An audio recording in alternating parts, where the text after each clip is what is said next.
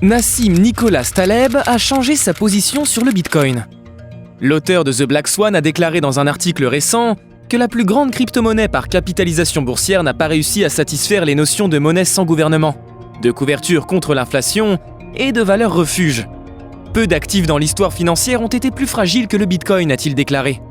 Taleb s'était auparavant exprimé plus favorablement sur le Bitcoin, en particulier sur son potentiel à aider les gens à contourner les contrôles de capitaux sur les marchés qui comptent sur eux pour gérer leur taux de change.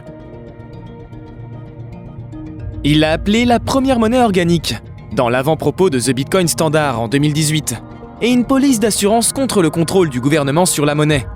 Dans son récent article Bitcoin devise fragilité, publié fin juin, Taleb, chercheur en probabilité et ancien trader quantitatif de longue date, affirme que le Bitcoin vaut exactement 0, en partie parce qu'il nécessite un intérêt soutenu pour le maintenir. En revanche, l'or et les autres métaux précieux sont en grande partie sans entretien, ne se dégradent pas sur un horizon historique et ne nécessitent pas d'entretien pour rafraîchir leurs propriétés physiques au fil du temps, a-t-il déclaré. La volatilité comme caractéristique clé. Taleb a noté qu'en mars 2020, le Bitcoin avait chuté plus bas que le marché boursier et s'était rétabli avec lui lors de l'injection massive de liquidités. C'est une preuve suffisante qu'il ne peut pas être utilisé dans la durée comme protection contre le risque systémique, a-t-il déclaré. Il a déclaré que le Bitcoin a tendance à réagir à la liquidité et qu'on ne sait pas ce qui se passerait si Internet subissait même une panne régionale, en particulier si cela se produisait lors d'un effondrement financier. Taleb a noté que le Bitcoin a maintenu une volatilité extrêmement élevée, entre 60% et 100% tout au long de sa vie.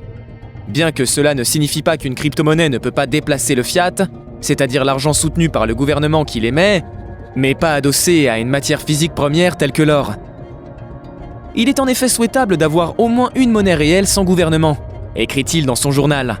Mais la nouvelle monnaie doit simplement être plus attrayante en tant que réserve de valeur, en suivant un panier pondéré de biens et de services, avec un minimum d'erreurs.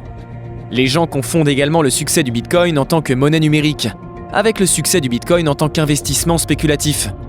Pour être une monnaie, il faudrait qu'elle ait une certaine stabilité et facilité d'utilisation, a déclaré Taleb.